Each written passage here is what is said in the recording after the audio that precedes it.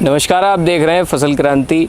हम आ चुके हैं आज बागपत के कृषि विज्ञान केंद्र में और हमारे साथ मौजूद हैं बागवानी विशेषज्ञ डॉक्टर अनंत जी। यहाँ पर हमारे साथ मौजूद हैं। हम सर का बहुत बहुत स्वागत करते हैं। सबसे पहले तो धन्यवाद जी। आपको बताना चाहेंगे यहाँ पर सर ड्रैगन फ्रूट को लेकर यहाँ पर रिसर्च कर रहे हैं। यहाँ पर कई सारे आप पीछे देख रहे हैं पौधे लगे हुए हैं जो कि ड्रैगन फ्रूट के हैं। इनको उपज के लिए अगला साल अभी लगेगा, जिसके बाद हम आपको दिखाएंगे कि किस तरीके से ये उगे भी हैं। तो उससे पहले हम सर से बात करेंगे और जानकारी लेंगे कि बागवानी में और ड्रैगन फ्रूट की इस खेती करने में क्या क्या समस्याएं आती हैं और किस तरीके से इनको ठीक किया जाता है। जी सर। धन्यवाद बहुत बहुत। देखिए, आप फसल क्रांति से हैं, इसका धन्यवाद। आप जो है कृषि विज्ञान केंद्र में आए जी। मैं अभी आपको जानकारी दे दूँ कि देखिए, ड्रैगन फ्रूट्स बिल्कुल हमारे एरिया के लिए बिल्कुल नया फल है। और जैसे हमारे क्षेत्रों में आम अमरूद की बड़े स्तर पर खेती की जा रही है, अभी धीरे धीरे आप देखना ड्रैगन फ्रूट्स भी बहुत तेज़ी के साथ यहाँ फैलने वाला है जी। क्यों फैलने वाला है? क्योंकि इसके फल की डिमांड वो बहुत अच्छी मार्केट में है जी। आप देखेंगे कि जो इसकी वैरायटी जो हमने लगाई है रेड फ्लैश वाली, जो अंदर से लाल निकलती है जी। वो बहुत ज़्यादा एंटीऑक्सीडेंट है जी। प्रतिरोधक क्षमता पैदा हमारे अंदर करने के लिए वो बहुत अच्छी वैरायटी है। तो इसका लगाने का तरीका और हमारे यहाँ की जलवायु दोनों चीज़ इसके अनुकूल हैं जी। तो हमारे किसान भाइयों को इसे करने में कोई प्रॉब्लम नहीं आ रही है। और मैं तो इस पर लगातार 5-6 साल से काम कर रहा हूँ जी। और कुछ किसान भी अब हमारे बहुत अच्छे से इसकी खेती करने लगे हैं जी। तो इसकी खेती करने में कोई हमारे किसानों को दिक्कत नहीं आ रही है। आप जैसे देख रहे हैं कि इसमें एक लोहे का पोल जी, जो 7 फीट सीमेंटेड का होता है जी। उसे हम लेते हैं जी। और 7 फीट का जो पोल होता है उसे लगभग हम 1.5 फीट जो है ज़मीन में गाड़ते हैं और बाकी 5.5 फीट का ऊपर ज़मीन से ऊपर रहता है। जो सर ये ढांचा बना हुआ है, ये ढांचा जो बना हुआ है ये बिल्कुल अच्छा बना हुआ है। ठीक है जी। इसमें हम क्या करते हैं कि एक पोल पे हम 4 पौधे लगाते हैं जी। तो 4 पौधे जब हम लगाते हैं एक एक कोने पे एक एक पौधा लगाते हैं। और जनरली ये भी आपने सही किया कि आपने इस समय ही इसका रिकॉर्डिंग कर रहे हैं, ये किसानों के लिए बहुत ही अच्छा समय है जी। तो ये समय जो है इसके पौधे लगाने का सही समय है। और इसका पौधा कहीं भी अच्छी नर्सरी से आप ले सकते हैं या दूसरे जो स्टेट हैं वहाँ से आप मंगा सकते हैं, ऑनलाइन मंगा सकते हैं। इसके पौधे जनरली आ रहे हैं। तो मैं आपको बता दूं कि इसका एक एक पौधा जो है एक पोल पे जो है 4 पौधे लगते हैं और लगभग जो है 1 बीघा में, यहाँ के 1 बीघा में लगभग 200 पोल के आसपास ये आते हैं। इसकी अगर हम दूरी की बात करते हैं तो पोल से पोल की दूरी जो है वो हम रखते हैं 2 से 2.5 मीटर जी। और जो लाइन से लाइन की दूरी है वो लगभग हम रखते हैं 9 फीट से लेके 12 फीट, ताकि उसमें जो है आराम से जो है ट्रैक्टर निकल जाए और जो खरपतवार होते हैं उसे जुताई के माध्यम से हम कंप्लीट कर सकें। एक और सबसे जो इसकी महत्वपूर्ण बात है, वो महत्वपूर्ण बात ये है कि इसका सिलेक्शन करते दफ़े जी ऐसे स्थान का हमें चयन करना है जहाँ पे पानी ना ठहरता हो। ये पौधा जो है हमारा ये नमी चाहता है जी, पानी नहीं चाहता। अगर कहीं पे पानी नमी मिलनी चाहिए लेकिन पानी ज़्यादा ना मिले। पानी अगर पानी ज़्यादा मिलेगा तो यहाँ इसमें जो है सड़न वाली जो है प्रॉब्लम आ जाती है क्योंकि ये कैक्टस है।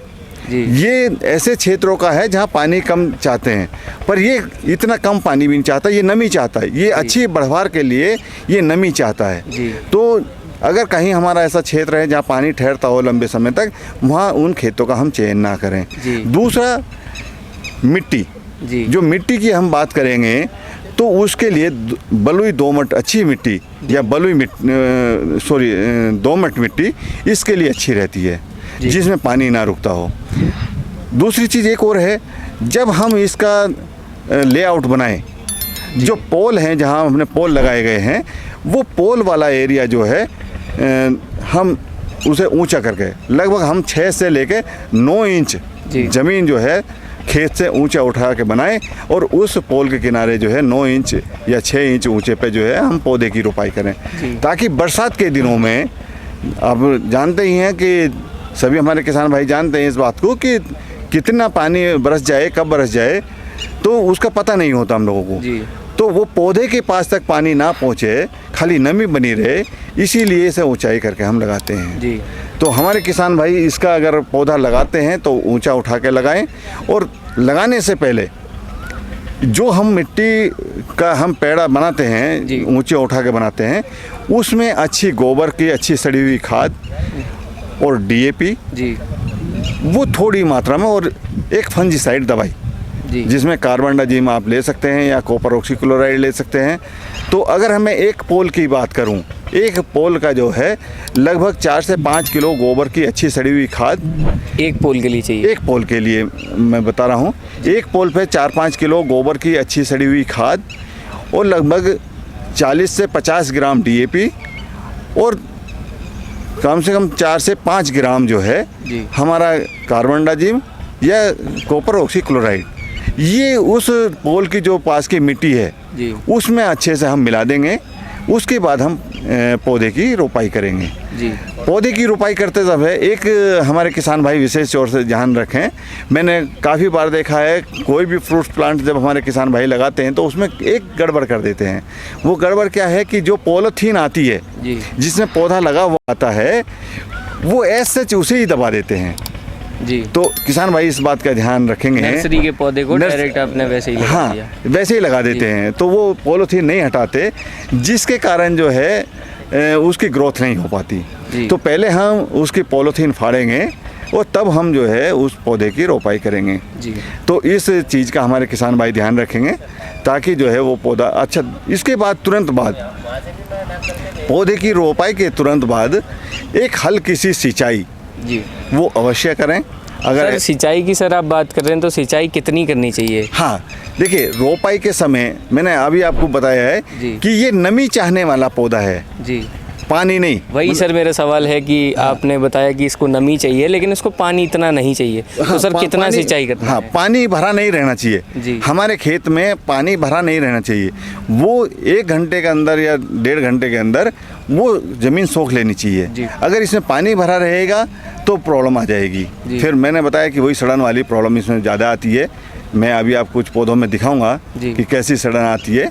तो ये चीज़ें हमारी जो है प्रॉब्लम करती हैं। तो जैसे ही हमने रोपाई पौधा करा तो उसके तुरंत बाद हमें हल्की सिंचाई हम कर देंगे जी। ताकि पौधा जो है अपने नमी पाके जो है उस एरिया में अपनी जड़ फैलाना प्रारंभ कर दे। जी। सर पारंपरिक खेती से और पारंपरिक ये जो फल आते हैं उनसे ये ड्रैगन फ्रूट अलग होता है, तो सर इसके बारे में हम जानना चाहेंगे कि इसमें क्या समस्याएं आती हैं जो किसानों को सामने से देखनी पड़ती हैं और उनको आगे बढ़ने के लिए क्या करना चाहिए? सर आपने यहाँ पर खेती लगवाई है, यहाँ पर इतने बड़े बाग में आपने ये ड्रैगन फ्रूट का खेत बनवाया है और बढ़िया सा आपने डिज़ाइन बनवाया है, तो सर इसमें क्या समस्याएं ऐसी हैं जो किसानों को समझनी चाहिए? देखिए, ये आपने बात बहुत अच्छी पूछी है।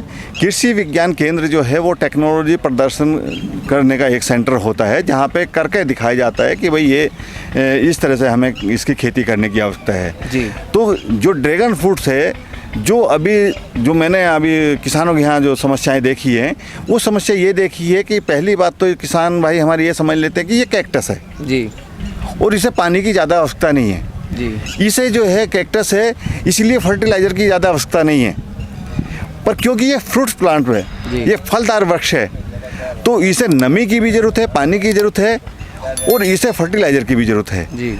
अगर इसकी अच्छी ग्रोथ हमें लेनी है तो 1 साल में लगभग हमें जो है 3 से 3 बार जो है यूरिया जी। और 1 बार DAP।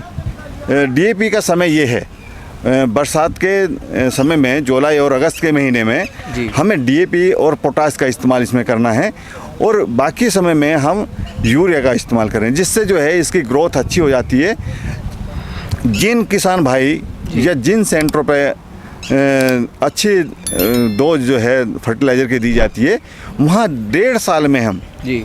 मात्र 18-20 महीने में जो है वो फल वृक्ष जो है वो फल देने लगता है। हाँ, उपज आ जाती है और पहले साल एक पोल से लगभग हमारे 3 से 4 फल जी। हमें पहले साल मिल जाते हैं और दूसरे साल फिर वही संख्या हमारी बढ़ती चली जाती है। जी। एक चीज़ मैं और बताना चाहूँगा कि एक जो सबसे बड़ी समस्या इसमें मैंने देखी है, जी। दो समस्या मैंने सबसे बड़ी ऑब्जर्व की हैं जो जनरली लोग नहीं जानते जिस बात को। जी। वो सबसे पहली तो समस्या ये है कि ये इसमें ब्रांचेस बहुत ज़्यादा आती हैं। अच्छा। हाँ, ये बहुत ज़्यादा ब्रांचेस निकालता है और जिस ब्रांचेस के कारण जो है किसान भाई सोचते हैं कि ये जो है हमारा पौधा जल्दी हेल्दी हो रहा है जी।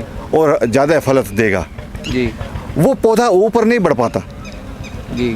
ऊपर ना बढ़ने के कारण वो फलत में भी नहीं आता, वो नीचे नीचे फैलता है या जब हम उसे बांधने की कोशिश करते हैं तो टूट जाता है। जी। तो हमें उसे पौधे को जो है ट्रेनिंग प्रूनिंग करने की आवश्यकता है। जी। जो अनवांटेड ये ब्रांचेज निकाल रहा है, शाखाएं निकाल रहा है, उसे समय समय पे जो है कटिंग करके जो है हमें निकालना है, छांटना पड़ेगा, छांटना पड़ेगा। जी। दूसरी चीज़, जो फल ना मिलने का एक सबसे बड़ा और कारण है जी। खरपतवारों की बड़ी समस्या। जी। इसके खेत में क्योंकि इसकी जड़ें बहुत छोटी होती हैं, इसकी जड़ें ज़्यादा दूरी तक नहीं फैली होती जी। हैं। अगर इसके पास खरपतवार हैं तो आप देखेंगे कि जो यहाँ न्यूट्रिएंट हैं, जो पोषक तत्व हैं, वो खरपतवार ले लेते हैं, जिसके कारण जो है ये जो है इसे भोजन नहीं मिल पाता। ये जिंदा तो रहता है पर वो फलत में नहीं आ पाता। तो इसमें भी हमें बहुत ध्यान देने की आवश्यकता है कि इसके लिए खरपतवार जो है बहुत बड़ा दुश्मन है। हालांकि सभी फलदार वृक्षों के लिए दुश्मन है, पर क्योंकि उनका जो है ब्रांच ज़्यादा बड़ी होती हैं तो इसलिए वो अपना सर्वाइवल कर लेते हैं और ये सर्वाइवल इसी नहीं कर पाता, फिर फलत इसीलिए नहीं दे पाता क्योंकि इसकी जड़ें छोटी हैं और वहीं जो है वो पोषक तत्व जो है वो खरपतवारों ने ले लिए हैं। तो इसीलिए इसमें जो है खरपतवारों की समस्या जो है नहीं बनी रहनी चाहिए बिल्कुल भी। समय समय पे जो है हाथ से खुरपी से जो है ये खरपतवार निकालते रहना चाहिए। जी। बहुत बहुत धन्यवाद सर, आपने पूरी जानकारी दी हमारे दर्शकों को कि किस तरीके से ड्रैगन फ्रूट की एक खेती करी जाती है और क्या कैसे होता है। इसी के साथ सर से बात करेंगे नर्सरी के बारे में। सर, नर्सरी के बारे में सर क्या कहना चाहेंगे आप? बिल्कुल बिल्कुल जी। देखिए, मैं एक और चीज़ कहता हूँ इसमें ड्रैगन फ्रूट्स में, आम के आम और गुठलियों के दाम। जी। एक तो चीज़ आपने की कि ड्रैगन फ्रूट्स की खेती करके जो है हर साल उसके फल से जो है पैसा लिया। जी। दूसरी चीज़ है कि जो पौधों से हमने फल लिया, अगर उन्हीं की कटिंग बना के जी अगर हम नए पौधे तैयार कर लेते हैं तो हमें बहुत और अच्छी इनकम होती है। जितने का फल नहीं बिकता उस एक पोल से उससे ज़्यादा कि हम नर्सरी बेच सकते हैं। मतलब किसान को फल के बाद भी दुगना फायदा और हो रहा है। हाँ, जो फल ब्रांच जिस ब्रांच ने फल दे दिया है उसकी अगर हम कटिंग करके जो 1 साल पुराना 1.5 साल पुराना जो शाखा है तो उन्हें अगर हम कटिंग करके नर्सरी तैयार कर लें, और नर्सरी का मैं बता दूं कि बहुत ही आसान तरीका है।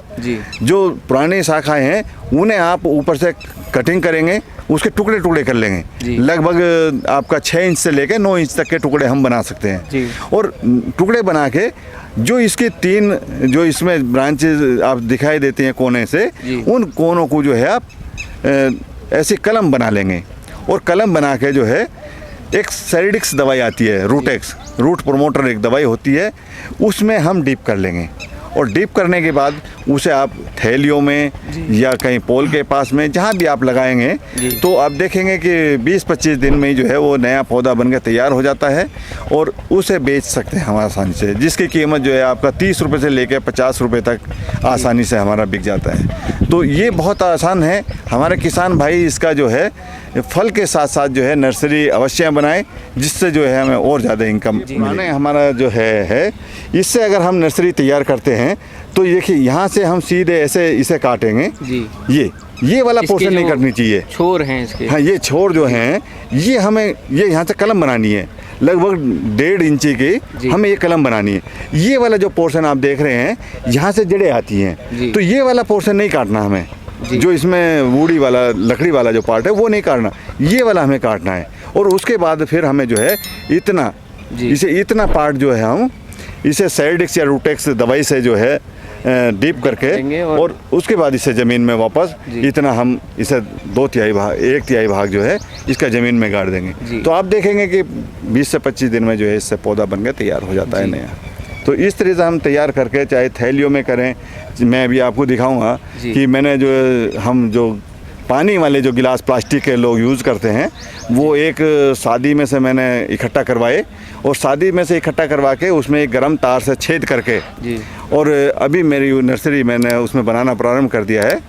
तो अभी देखेंगे 15 दिन में वो पौधे तैयार हो जाएंगे और हम अपने किसान भाइयों को जो है यहाँ से सेल करना प्रारंभ करेंगे, या फ्री जैसे भी हेड साहब के आदेश होंगे उस तरह से हम करेंगे।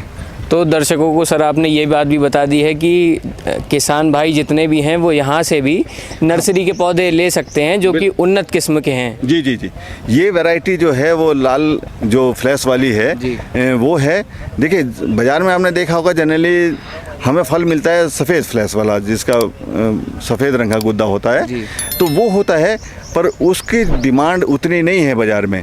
सर इस किस्म का सर नाम बता दीजिए। हाँ, ये रेड फ्लैश की है, रेड ब्यूटी के नाम से भी जानी जाती है ये, या ब्लड रेड जी। बहुत लोग इसे जो है ब्लड रेड के वैरायटी का नाम देते हैं जी। ये ब्लड रेड वैरायटी। फिर तो सर इसकी डिमांड भी अधिक होगी। इसी की डिमांड है जी। जो हम ये कहते हैं जो एंटीऑक्सीडेंट है वो इस वैरायटी की है, ना कि वाइट वाली की है जी। वाइट वाली इतनी ज़्यादा इम्पोर्टेंट नहीं है जितनी ये है। बाज़ार में इसका फल कम देखने को मिलता है, वाइट का ज़्यादा मिलता है। जो लोकल मार्केट है जनरली अच्छे शहरों में ये रेड वाली आपको मिलेगी, जहाँ अच्छे रेट मिलते हैं।